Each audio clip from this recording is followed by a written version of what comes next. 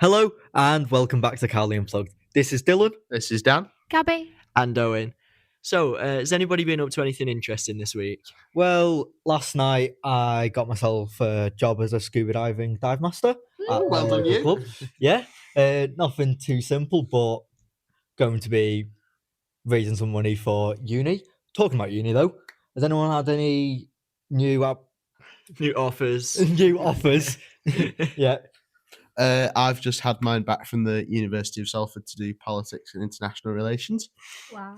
Yeah, I had all of my offers back within 48 hours from Edge Hill, Uni Liverpool, and Liverpool John Moores. So that was quite interesting. In fact, 4 of them came within 10 hours of the application being sent off. So, well, that's very impressive. Yeah, thank Owen. you. So, Gabby, have you had anything back from universities recently? I had 3 university interviews last week for medicine, so that was quite good. They were at UCLan, which I've just been told is changing the name, and Edge Hill and University of Liverpool. So hopefully hear back from those soon. Yeah, how did it go?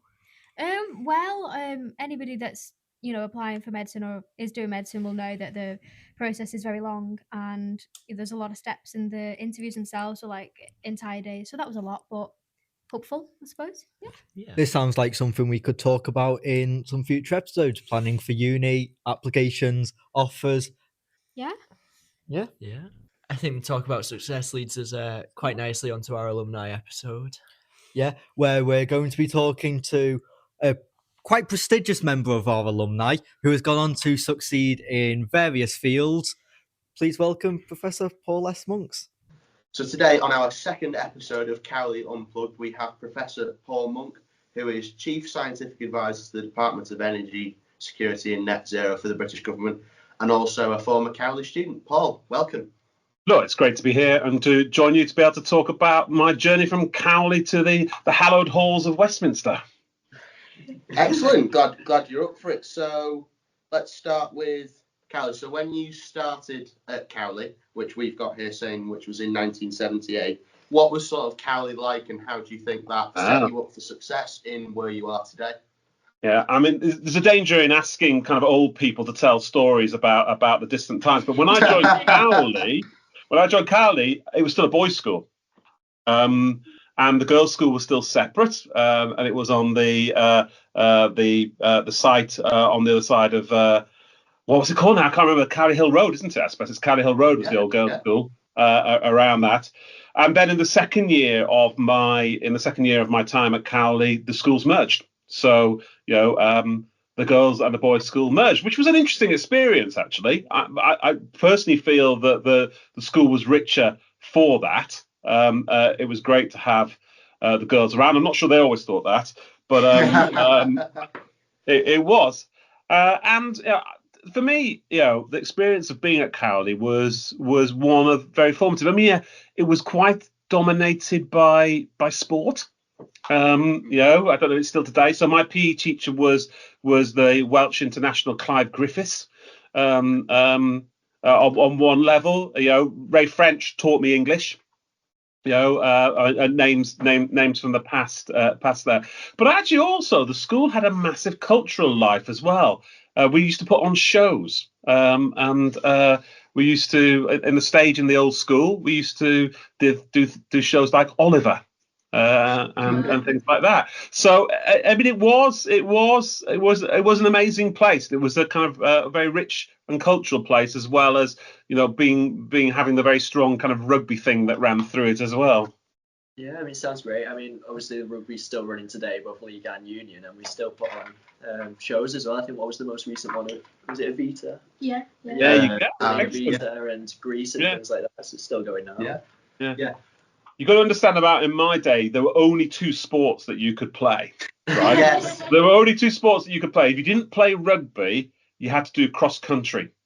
Wow. They were the only 2 choices that you had. If you didn't play rugby, you were sent to run around the countryside.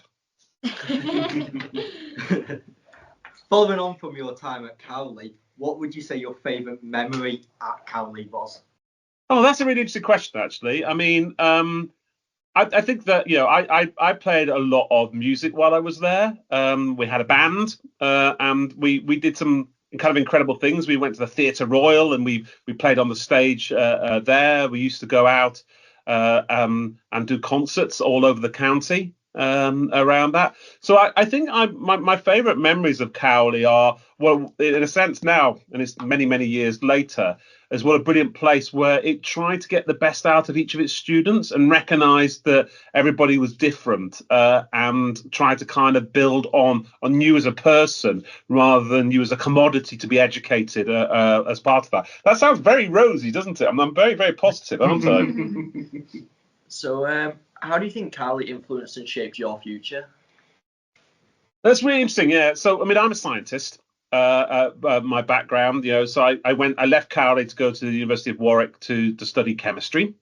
I think Cowley definitely encouraged. There was an expectation to look at progression for all students. The right progression for them. So, in a sense, going to university was very much supported by the sixth form at that stage. We had brilliant science teachers as well. I do remember our science teachers. There'll be names, that Mr. Barr, who are long gone in your memories around that. But they used to let us actually do stuff. You used to actually let us do stuff. You used to go into labs, and I went to university, and there were lots of kids like, oh, we never did any experiments at school. And I'm like, oh God, we used to be kind of made to do these experiments at school, and we did. Frankly, we did terrible things as well, which I probably wouldn't publicly admit. We kind of used to sneak into the labs and make explosives. Not terribly dangerous explosives. And we used to put them on people's lockers so that when they slammed the door of the lockers, the locker door would blow open. That was the kind of chemistry idea of a prank, I guess, in those sorts of things. I think that would be. I think we'd be verging on illegal these days. So probably, it was a different era. So you've sort of touched on multiple different aspects of times at Cowley and things that you've been interested in, like the music and the sport and also the science. Did you at sort of 18 or younger know what you wanted to do when you were older? Did you sort of have a clear picture of what you wanted to do, or was that something that you sort of figured out along the way through different experiences? Yeah, I think that's again a really good question, isn't it? I don't think I had a life plan. I'll be honest. I don't think I had. I fancied going to university. I really. So actually, when I applied for university, I thought I wanted to be a marine biologist. I don't know why I thought I'd want to be a marine biologist. We used to have a sailing club. At the Cowley had a boat out on what's the Mere called? Eccleston Mere. Yeah. On the other side of town. They had a boat there, and in sixth form we used to go sailing. So I think I was into water at that stage, and I kind of quite enjoyed biology as well because we were allowed to cut up locusts, and I used to be in charge of. I used to be in charge of making sure the locusts were fed in the biology lab. Yes, yeah, it's very strange times. And so actually, when I went to university, I didn't have a life plan. I didn't choose marine biology in the end because you could only study it in the third year, and I thought if I want to do it, I want to do something I'm doing for 3 years. Now I understand that is that's kind of the wrong idea, but I didn't understand at that stage. And so I chose chemistry, which I really enjoyed, and in some senses, I never looked back. I'll tell you the other fun story of my time at Cowley, just as we're doing that in passing. It's just come to me. I met the producer, a guy called David Lynch, who wrote Chariots of Fire. The film Chariots of Fire. So I was here when Chariots of Fire was filmed at Cowley. So there's one scene in the award-winning. Did it win an Oscar? I think it might have won an Oscar, Chariots of Fire. And it's about two athletes, one from Scotland and one from the UK, in the 1926 Olympics, something like that, isn't it? Somewhere around that era. And they filmed one of the scenes of the Paris Olympics changing rooms in Cowley. So in the old building, the main building, it looked ancient enough to have been the 1926 Olympics. So they do that, and it was amazing. They had these big lights on the windows, and if you know the scene of Chariots of Fire, you can see it there. And I bumped into David Lynch, if that's his name. I can't remember the name. At something, I said, "Oh, you filmed at my old school." He said, "I remember that day." He said it was really hot. So a very famous Oscar-winning producer absolutely remembers coming to Cowley School. Wow, that's amazing. So obviously you've talked about your time at Warwick when you got a degree in chemistry. Then you also moved on to Oxford. Did the origins at Cowley play any role in, setting you up for success at Oxford? Would you say it played a role in that? Yeah, well, I think it did. I mean, I think it's back to what I was saying a little bit earlier, actually, isn't it? It's back to the idea that the school gave you the ability to achieve the best that you wanted to achieve. And in some senses, that lifelong lesson has taken me through my career, So I got to the end of my undergraduate degree. I kind of knew I wanted to do a PhD, and actually I was very lucky. I had a tutor, and a tutor who said to me, "Well, you thought of going," and I was going to stay at Warwick. I have this kind of idiom, having been in that academia for 20, 30 years, that 18-year-olds are not very imaginative. I'm sorry about that. So I wasn't very imaginative at that age either. I thought, I'll just stay where I am. And he said to me, "Have you ever thought of going anywhere else?" And he said, "Have you ever thought of applying to Oxford or Cambridge?" And I'm like, no, I've never thought of applying to Oxford and Cambridge. So actually I applied for a number of PhDs at Oxford, Cambridge, Bristol, and some other places. And they all offered me a position. So in a sense, what Cowley gave me, I guess, is the confidence to kind of always think about the next thing. And then that took me to Oxford, where I studied for 3 or 4 years, a PhD, or what's called in Oxford a DPhil, at a college called Christ Church, which is also has a link to Chariots of Fire, but I won't bore you with it. We've done the Chariots of Fire routine as well, and I studied. I moved from doing chemistry to kind of doing atmospheric chemistry, so the chemistry of our atmosphere, the air that we breathe, and I did the chemistry that goes on at night, which I won't try and explain to you, the chemistry that goes on at night, but that's what I did when I was there. So you talked about Cowley influencing you to look elsewhere. Do you reckon that played a big role in going all the way to Maryland to work in NASA as your first job? Yeah, so I think that it is interesting. So I think it is that general sense of being a confident learner, I guess, that takes you forward. So all these things are in some senses about learning. My whole career to the very day, the meeting I was talking to before I joined you guys was I was learning something new around that. So yeah, the opportunity came to go to NASA in Maryland to study planetary atmospheres. So same atmosphere type stuff again. And the two things I really did there was the ozone hole. So if you know the ozone hole over Antarctica, it's the chemistry of why that forms. But the other thing that I did was quite interesting there was look at the atmospheres of Titan, Jupiter, Saturn, Neptune. There's a very famous space probe called Voyager. Voyager, and what Voyager did was it looked at the composition of the atmosphere of Titan. And why Titan was really interesting was that it was it's what our atmosphere might have been like millions of years ago, so billions of years ago. And the question was, how do you build the building blocks of life? How do you move to the molecules that you and I are made up of from an atmosphere that is made of nitrogen and methane? And that, my famous story, I'll tell you my story about that. My very famous story about that. We did an experiment to look at how you form these building blocks of life. And it's how you form carbon nitrogen bonds, but I'm not going to try and convince you to learn any chemistry, especially on lunch hour as part of this. There's a very famous physicist called Carl Sagan. And Carl Sagan, you might have heard of Carl Sagan. So Carl Sagan wrote me a letter.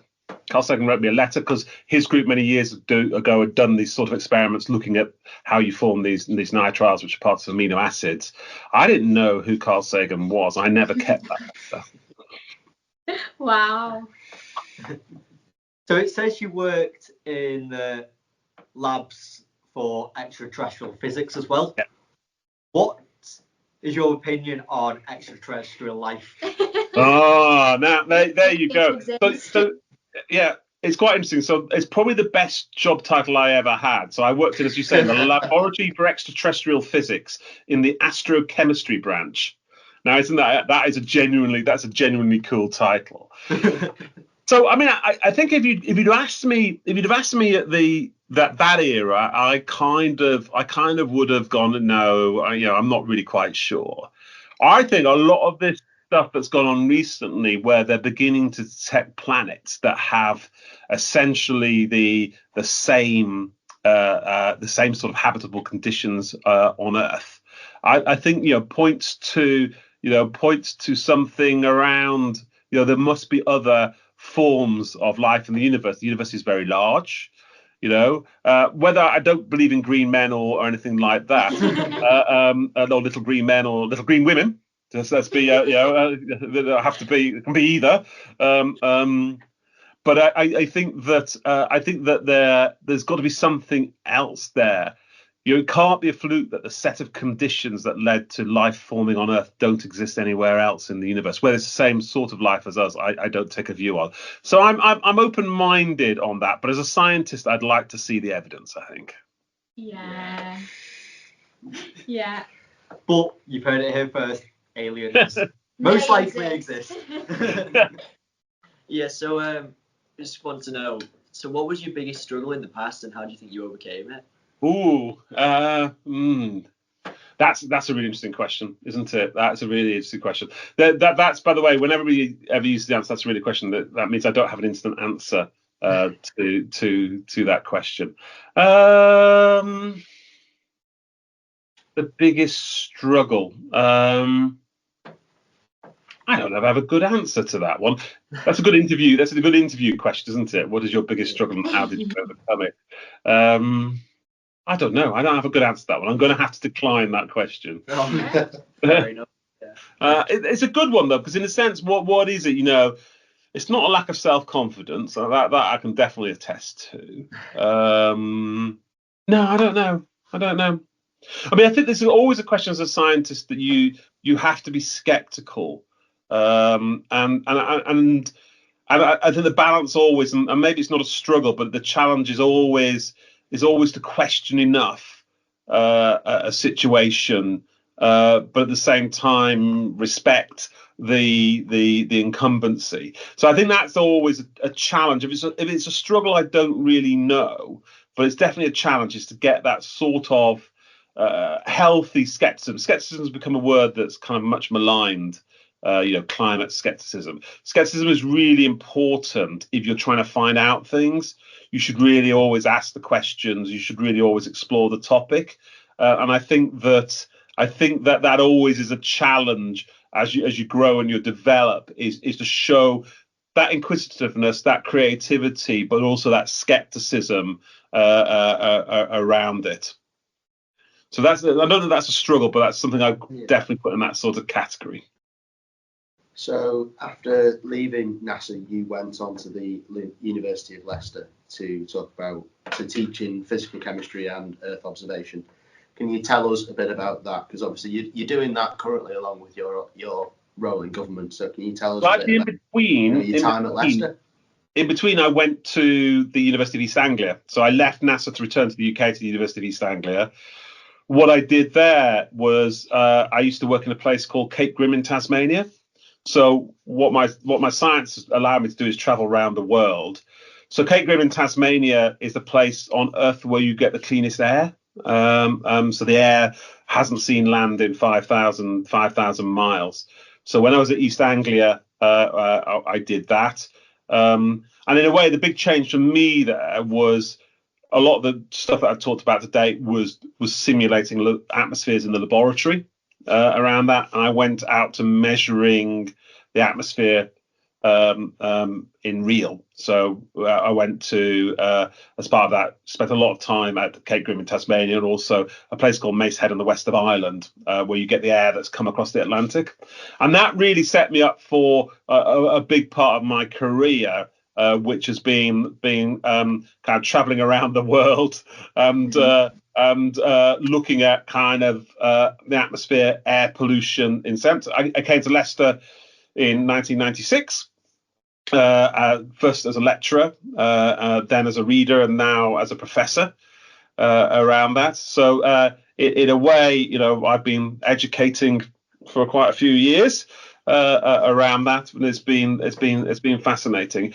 And I guess, you know, the link back to Cowley is you know, I know your teachers there, but the quality of teaching was always really good. The teachers were always really engaged, you know, in that. And I guess I try to emulate some of that behaviour in my own teaching. I've been out this morning to the university to teach some fourth year students around science and policy. So, you know, you don't lose, even though I'm quite busy doing some other stuff, you don't lose that ability. Good teachers make a difference. They definitely do. Absolutely. That's going to be one of my next questions as well. I was going to ask you about any values that you carried forward from the teachers here into your teaching, but you've just answered it. So yeah, no, I don't. It's that openness, it's that accountability. You know, I never felt that when my Cowley teaching, I never felt that they were just going through the motions. You know, and in the sense that they wanted to get out of the classroom as quickly as possible. yeah. You know, they always sensed that they were there. They would always go the extra mile. At that time we did S levels. You don't even want to get into what S levels were.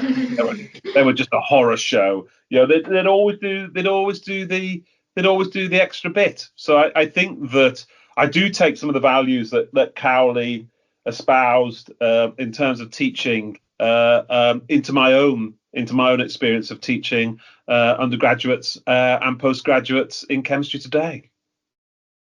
Whilst at your time in Leicester, you then went on to win the Eurotrack 2 Young Scientist Award. Can you tell us more about that prize? Oh yeah, yeah. So Eurotrack 2 was a very large international program, and what it was about is working together across Europe to put knowledge together. And I worked with a group of scientists to think about the way the atmosphere was changing and why it was changing, and that led to the award as a Young Scientist of the Year. I gave a big talk at a conference full of maybe 2,000 people, you know, on why the atmosphere was changing and what the evidence for that was, and that led to the award for that. So yeah. I mean, again, I guess, you know, today, you know, what I would say to you, that ability to present and talk about stuff is actually really important. You know, it's very important in my career around that. So I think what you're doing is great on this front, because this is kind of what it's all about. It's kind of what it's all about, you know. So recently, you've now started working the UK government as chief scientific advisor. How did you get into that role? That's a really interesting question. So I've been quite interested in for quite a long time about how you take science and you change it in order to make it useful to people who make policy or make decisions around that. So so we've talked a lot about my background in air quality and pollution. So for a decade, for the Department of Environment, Food and Rural Affairs, DEFRA, I chaired their air quality expert group. And what we did there is we took the scientific understanding of any given problem, and we converted it into advice that the government could then use for policy. I'll give you an example. So the government wanted to know whether there was some paint that apparently this paint eats air pollution. And they wanted to know, is this something that they should be investing in? So we went away, we looked at it, we drew all the evidence together, and we concluded that if you painted the whole of London with this paint, it would make a 0.1% difference to the air pollution. So the scientific answer was clearly no to that. But that's an example of where you take the scientific evidence and you translate it. Another one was they wanted to know whether if they planted lots more trees, that would remove air pollution. And the advice that we came up with was trees are beneficial to air quality, but they're not the solution to doing it. So I would say there's lots of good reasons to plant trees, but they're not going to solve your air pollution problem by essentially sweeping the air pollution out of the air, you know, as what trees essentially do.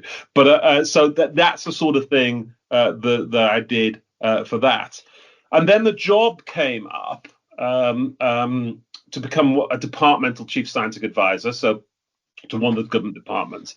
I joined 4.5 years ago or so. A department then called Business, Energy and Industrial Strategy, BASE. I joined in COVID. I then went on to the Scientific Group for Emergencies. You probably, if you're around in the COVID era, you remember a group called SAGE. And you remember people called Patrick Vallance and Chris Whitty from the television. Yeah. So I worked with them. Around the response to COVID. I used my knowledge and my science to look at how COVID was transmitted, particularly through whether it was from snot on your nose and on your fingers, or whether it was when you were breathing out. Around that, and I ran in that period as a science advisor with my great colleague from the Department of Culture, Media and Sport, a guy called Tom Rodden, something called the Events Research Programme. So the government wanted to open, as COVID declined, it wanted to open sporting events, and it wanted to know what was the scientific risk of catching COVID if you went to a sporting event. So we were allowed to open the World Snooker. We were allowed to open the Open Golf. And more importantly for St Helens people, we were allowed to run the Challenge Cup around that. Yeah. And if you remember the year that St Helens beat Castleford, I think it was, in the final of the Challenge Cup, I was there. I was there in a completely scientific capacity to go and watch the match. Because we were running that as a scientific experiment to see how COVID was transmitted through sporting events. So, and what we discovered, in short, was actually sitting in an open bowl or going to a sporting event, is not the issue. It's actually people in public transport and going to the pub before the match. So the events that we did when pubs were closed, very little transmission. The pubs that when the pubs were open, people congregated in there before the matches, and it wasn't actually the going to the match was the safest. I'll give you a quiz question. Which sport is the safest to go and watch with respect to COVID? This is what we discovered. I'd like to guess at golf. You are spot on. It's the open golf. It is golf. Golf we found was the safest sport to go and watch. You're in the outdoors. Nobody goes to the pub before it, and you're pretty safe. So that was it. So the St Helens Challenge Cup win was a COVID events research program thing. So still today, there's a link back to St Helens. And I do now today, I do all sorts of exciting things in translating science. So a couple of years ago, I joined BASE. A couple of years ago, the department was reorganised. I'm now in the Department of Energy Security Net Zero. I'm doing a lot about how you decarbonise and how you use science to decarbonise our economy, which I can talk about endlessly, but I'm probably stop there. Yeah, so recently in the New Year's Honours list, you were made a Companion of the Order of the Bath. First of all, congratulations. And I'd just like to ask her, is that a moment where you sort of think you need to pinch yourself, like you need to think, I'm just a kid from St Helens and here I am being, one of the most prestigious honours in the country, receiving that, like, is that a moment where you really need to think for yourself, wow, I've come this far? I have to say it is truly humbling, at the same time truly bizarre. So my wife said to me, you've got a letter. It's a very odd looking letter. And you open up this letter from the palace and it says you've been awarded a Companion of the Order of the Bath. Two questions come to your mind at first. Is this a fake? Is somebody taking it? And the second question that comes to your mind is, what the hell is a Companion of the Order of the Bath? So what I had to do was Wikipedia. I had to open Wikipedia and look up what a Companion of the Order of the Bath was. That was the first thing. But actually turns out to be quite cool once you understand what it is. But yeah, it was completely humbling. The third thing you have to do, is that you haven't got to tell anybody for a month. So they write the letter to you at the beginning of December. And of course, New Year's Honour list only gets announced on the 31st of December. So you've not got to tell anybody. Well, you tell your wife, obviously, but you've not really got to tell anybody that is the case. But it is bizarre. And I have to say, the St. Helens Star wrote the most wonderful article about me. He really did. It was a really sweet article. I didn't even know, around that. And my mum and dad still live on Mustbank, in St. Helens. And my mum will be coming with me to Windsor Castle a week on Wednesday. Wow. When I go for my investiture. So there is definitely that. Is this real? Is that kind of pinch me moment that comes with that? It's just bizarre. Obviously, following on from that, you've had a lot of success.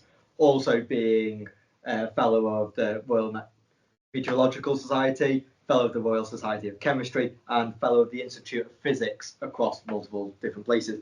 But I'd like to ask, is there any advice that you wish you received earlier in your life?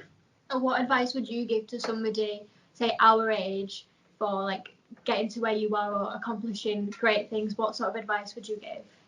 Never be limited by your imagination. I mean, if you'd said to me, I would be, 40 years, I can't remember what the number is, you 78 plus whatever it is now, speaking to a set of students from Cowley, my old school, and said, you'd have all these things, would you? Did you plan this? No. But, in the sense, always push the boundaries. Never lack that confidence. And I see it today, an 18-year-old wrote to me on LinkedIn, and said, can I have a meeting with you to talk about what I want to do? And I will meet that 18-year-old, to do that, because it's really important. So do not be limited by imagination. Be creative. I mean, a lot of people are afraid of saying no. I've had it in my career. I went for a job at Cambridge once. I thought I was really well qualified. They said, no, I don't want you. You're not the right type of person. Not type of person. You don't have the right sort of skills that we want. But that didn't put me off.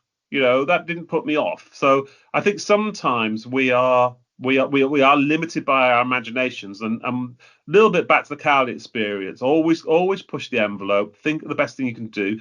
Talk to people. Really do talk to people, because mentoring and it is. I mean, I talk a lot to undergraduates about what they want to do when they leave, and I think having that imagination as well, that there is more to the world than what you've already done, I think is important. That's a really, really inspiring message. I think a question that I've been... You're very kind, by the way. You're very kind.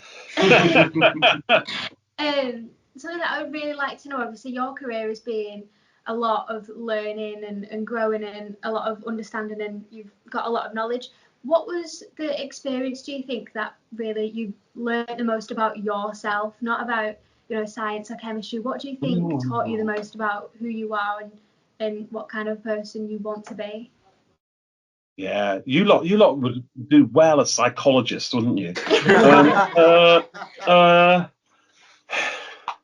If I think about some of the hardest things that I've had to do, where you find out a lot about yourself, when you write your PhD or your DPhil, you've got to write the best part of 250 pages of it, and it's something that you've got to do for. It takes some people 6 months to write. It took me 3 or 4 months to write, and you really find out a lot about yourself when you've got to keep doing the same task. There's sometimes you wake up and there's no joy to that day, in the sense that you've got to do that again.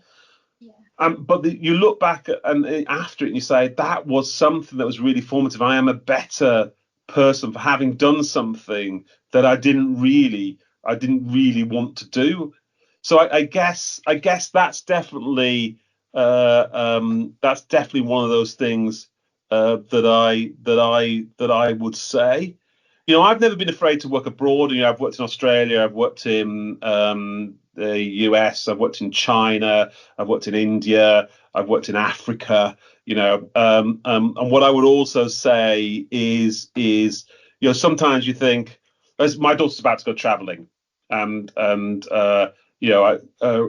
she was sitting at the table the other night listing all the things that could go wrong, and I was thinking, yeah, I as an older parent think, oh my goodness gracious, that's terrible. But I thought, but I didn't think at that age, I didn't think about that. So I think that being willing to follow your kind of excitement and capabilities is something that I would point to. Remind me what the question was again, because I think I'm rambling. The question was, which experience do you think you learned the most about yourself? Yeah.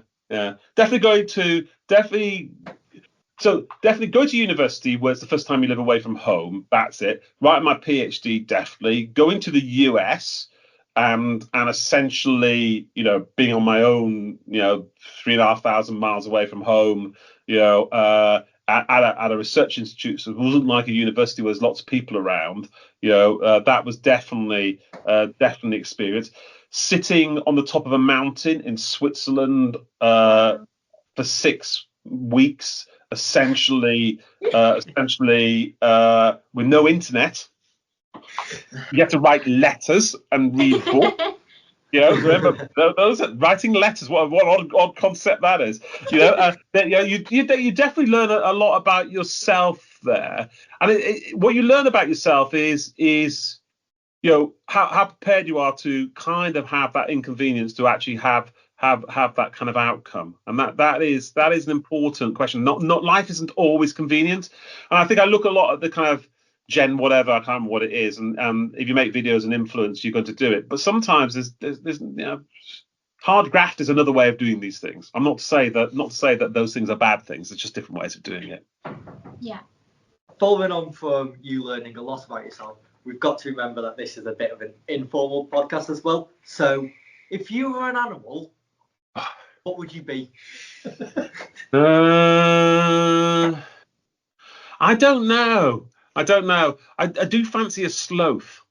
There's something graceful about a sloth. There's something really quite chill about it, but it kind of seems to be in control of its kind of world. So I'm going to go for a sloth as the answer for that. My initial thing was tiger. I want to be a tiger, but I think that's just ridiculous. So sloth is definitely the answer. It's a good answer, really. Yeah. Very honest one. So at the minute, you say you've got 3 PhD students that you're looking after through university. What would you say, like, if say for any of the students at Cowley, what would be advice you'd give to your PhD students? Do you think that would benefit the people who are going to go into the future? Yeah, I think what we always say to PhD students is you've got to want to do it. I don't think there's any harm. Of trying things out and admitting that you don't like it. I think back to this question of choices that we were talking about earlier. And I was saying you've got to kind of push the limit. You've got to try and say what are the things I want to do. I think one of the things that I would say, having had 20 odd PhD students or 30 odd PhD students, is that don't be afraid to say I actually don't like this. This is not something that is for me, and then go to a different career. Your career is not set on a single course, as part of that. And having had a lot of PhD students, that is the case, around it. And the end point of a learning experience is not necessarily that, if you do a degree, you've got to kind of be a chemist for the rest of your life or whatever. It's that skills and training that you put into it, and that it's the imagination to apply that. And again, as a chief scientific advisor in government, I can tell you, I often use my experience more as a scientist than I do as any specialist knowledge that I've got. So what I always say to my PhD students is, I want to help you achieve the best that you can achieve, around that. They've gone on to do all sorts of things. I have a statistic. 3 of the 4 of my first PhD students were called Gavin. That's the 1 in 2 million probability. Wow. There you go. Around that. At the moment, my PhD students have just been working on things like 3D printers. and you do indoor air pollution. Do you get indoor air pollution from 3D printers? She's just gone off to the University of Northumbria to do kind of more public health type stuff. So I mean, yeah, don't be limited by your imagination. That's the take home over and over again in this conversation. Try ask interesting people about the sort of things that you can do. I had a student that came up to me and said, I'm a chemist, but I want to be a horticulturist. I want to grow stuff. I'm like, right, let's find out where the opportunities are for you to go and learn how to be a horticulturist. Try things, and if you don't like it, don't be afraid to stop it. Is there anything like hobby-wise that you like really enjoyed? Yes. Yeah. Oh, yeah. That's cool. So yeah. So I love playing tennis. So I am a massive tennis player. Well, massive. I'm not very good, but I kind of enjoy it. Yeah. There's something when you spend a lot of week in quite intense stuff that's hitting a small yellow ball around the tennis court is somehow quite. It just kind of brings that sort of relaxation to be able to concentrate on something else around that. I'd like to wish I was getting any better, but I don't think I am. I'm probably getting worse. With it as it is. I love steam engines. I guess that's the kind of science and engineering kind of person in me. I do actually love traveling. So even though I travel a lot, I've traveled a lot for work. I do enjoy traveling and just kind of seeing and hearing different things. So I've been to Saudi Arabia this year, which was a very interesting experience. And I went to Argentina at the end of last year and ate a lot of cow while I was there. When they say I'm a vegetarian, vegetarians say, oh, you eat chicken. I'm like, no, that's the Argentinian version of vegetarianism, is chicken eating. Just to end on a high point, Paul, have you got any words of wisdom or advice that you'd like to pass on to the listeners that we have? Just any final thoughts from you? School might seem like a burden, but it's a place for you to both grow as a person and learn some stuff. Take the opportunities that are given to you at all times. Use those opportunities. Don't be limited by your imagination. And always push that envelope. The world's a big place. There's a lot to learn. There's a lot to do. Always try out and grasp those sort of opportunities. Some really great advice. Yeah. There's some great things from you. Learned a lot, and I hope all our listeners have learned a lot from you and your experiences as well. It's been a great pleasure It's been a great pleasure to speak to you all. It's been a kind of wonderful opportunity to hear from you, and good luck in your studies. And you've all got a future, I think, in media. Undoubtedly got a future. Thank you. Paul. Thanks, Paul. My pleasure. So that was Professor Paul Monk, who is a Companion of the Order of the Bath and also a very notable Cowley student. We'd like to thank him for his time and wish him the best in his role in government and in teaching. Make sure to follow us on Instagram, Facebook, and TikTok, and stay tuned for more Cowley Unplugged episodes to follow soon. Bye. Bye. Bye. Bye.